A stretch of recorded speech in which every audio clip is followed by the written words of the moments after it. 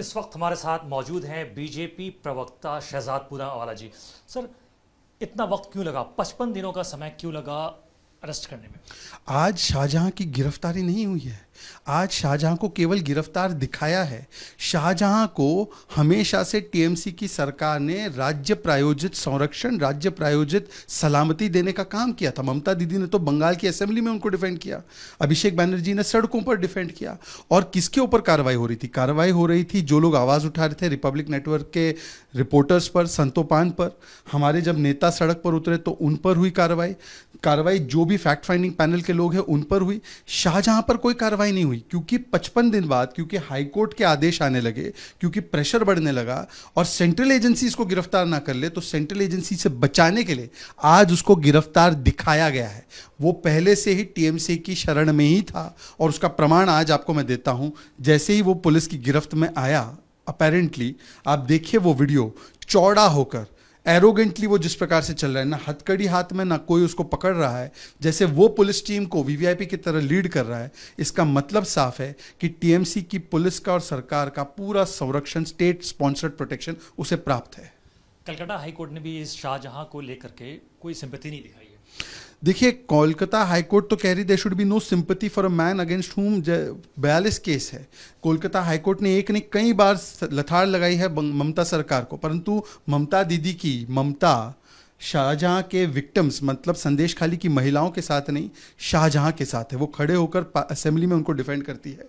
अभिषेक बैनर्जी उनको डिफेंड करते हैं। उनके प्रवक्ता जो है वो शाहजहां को डिफेंड करते हैं, क्योंकि शाहजहां बादशाह है और बादशाह को सलामत रखना, वोट बैंक के बादशाह है, भ्रष्टाचार के बादशाह है, माफिया गुंडाराज के बादशाह है। तो ऐसे बादशाह को टीएमसी सलामत रखना चाहते हैं और हिंदू महिलाओं के साथ उत्पीड़न हो तो उनको चिंता नहीं। तो क्या आप ये कहना चाह रहे हैं कि टीएमसी, ममता बनर्जी जो है की जो पार्टी है, वो कहीं ना कहीं सेफ रन प्रोवाइड कर रही थी? मैं सीधा आरोप लगा रहा हूं, इधर उधर की बात नहीं कर रहा हूं। पिछले 50 दिन टीएमसी ने संरक्षित रखा था शाहजहां को।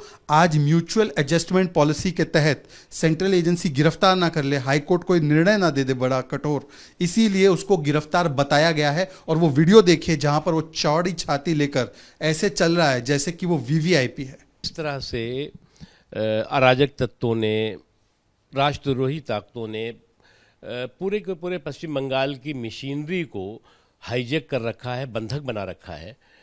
उसी का नतीजा है कि जो भी इस तरह के खूंखार अपराधी हैं उनके खिलाफ सरकार कार्रवाई नहीं कर पा रही है। अब कार्रवाई भी जो है उसको मजबूरी में, जब कोर्ट ने दखल दिया तब करना पड़ा। ये काम उनको करना चाहिए था। Why it took 55 days to arrest him?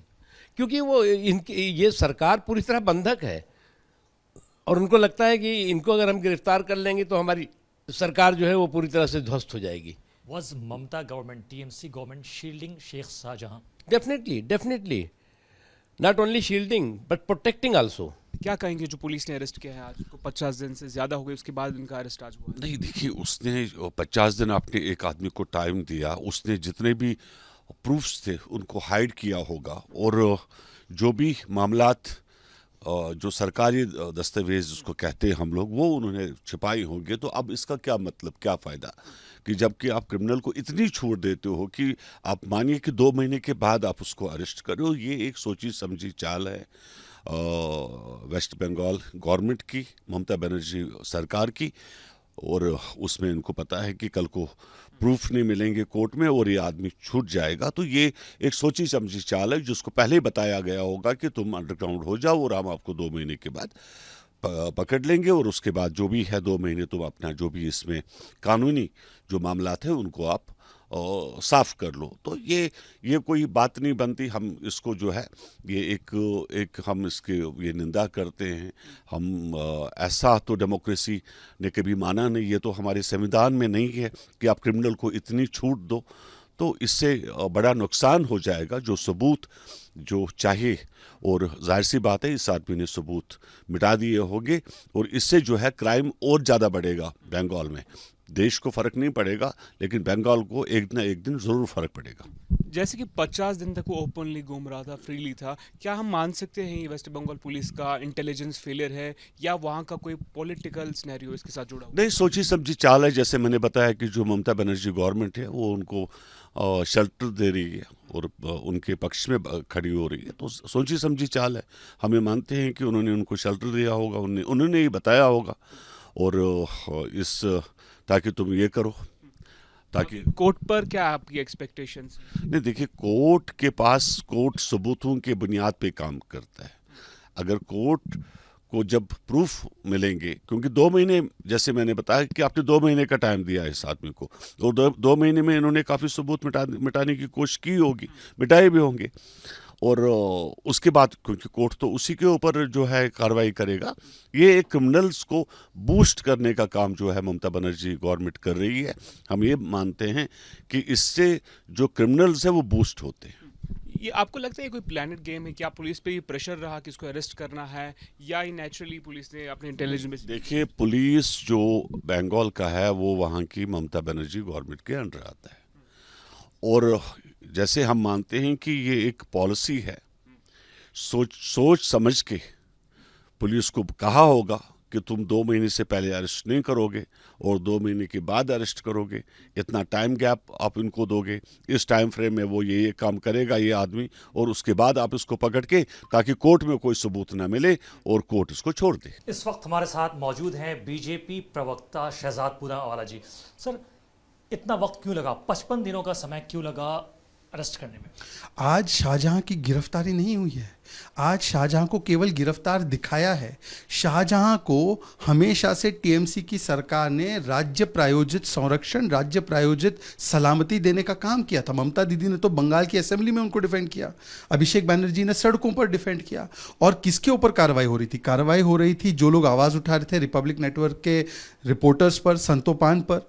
हमारे जब नेता सड़क पर उतरे तो उन पर हुई कार्रवाई जो भी फैक्ट फाइंडिंग पैनल के लोग हैं उन पर हुई। शाहजहां पर कोई कार्रवाई नहीं हुई, क्योंकि 55 दिन बाद, क्योंकि हाईकोर्ट के आदेश आने लगे, क्योंकि प्रेशर बढ़ने लगा, और सेंट्रल एजेंसी इसको गिरफ्तार ना कर ले, तो सेंट्रल एजेंसी से बचाने के लिए आज उसको गिरफ्तार दिखाया गया है।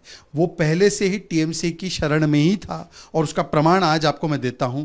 जैसे ही वो पुलिस की गिरफ्त में आया, अपेरेंटली आप देखिए वो वीडियो, चौड़ा होकर एरोगेंटली वो जिस प्रकार से चल रहा है, ना हथकड़ी हाथ में, ना कोई उसको पकड़ रहा है, जैसे वो पुलिस टीम को वीवीआईपी की तरह लीड कर रहा है। इसका मतलब साफ है कि टीएमसी की पुलिस का और सरकार का पूरा संरक्षण, स्टेट स्पॉन्सर्ड प्रोटेक्शन उसे प्राप्त है। कलकत्ता हाईकोर्ट ने भी इस शाहजहां को लेकर के कोई सिंपैथी नहीं दिखाई है। देखिए, कोलकाता हाईकोर्ट तो कह रही there should be no sympathy for a man against whom 42 case है। कोलकाता हाईकोर्ट ने एक नहीं कई बार लथाड़ लगाई है ममता सरकार को, परंतु ममता दीदी की ममता शाहजहां के विक्टिम्स, मतलब संदेश खाली की महिलाओं के साथ नहीं, शाहजहां के साथ है। वो खड़े होकर असेंबली में उनको डिफेंड करती है, अभिषेक बैनर्जी उनको डिफेंड करते हैं, उनके प्रवक्ता जो है वो शाहजहां को डिफेंड करते हैं, क्योंकि शाहजहां बादशाह है, और बादशाह को सलामत रखना, वोट बैंक के बादशाह है, भ्रष्टाचार के बादशाह है, माफिया गुंडाराज के बादशाह है। तो ऐसे बादशाह को टीएमसी सलामत रखना चाहते हैं, और हिंदू महिलाओं के साथ उत्पीड़न हो तो उनको चिंता नहीं। तो क्या आप ये कहना चाह रहे हैं कि टीएमसी, ममता बनर्जी जो है की जो पार्टी है, वो कहीं ना कहीं सेफ रन प्रोवाइड कर रही थी? मैं सीधा आरोप लगा रहा हूं, इधर उधर की बात नहीं कर रहा हूं। पिछले 50 दिन टीएमसी ने संरक्षित रखा था शाहजहां को। आज म्यूचुअल एडजस्टमेंट पॉलिसी के तहत सेंट्रल एजेंसी गिरफ्तार ना कर ले, हाईकोर्ट कोई निर्णय ना दे दे बड़ा कठोर, इसीलिए उसको गिरफ्तार बताया गया है। और वो वीडियो देखिए जहां पर वो चौड़ी छाती लेकर ऐसे चल रहा है जैसे कि वो वीवीआईपी है।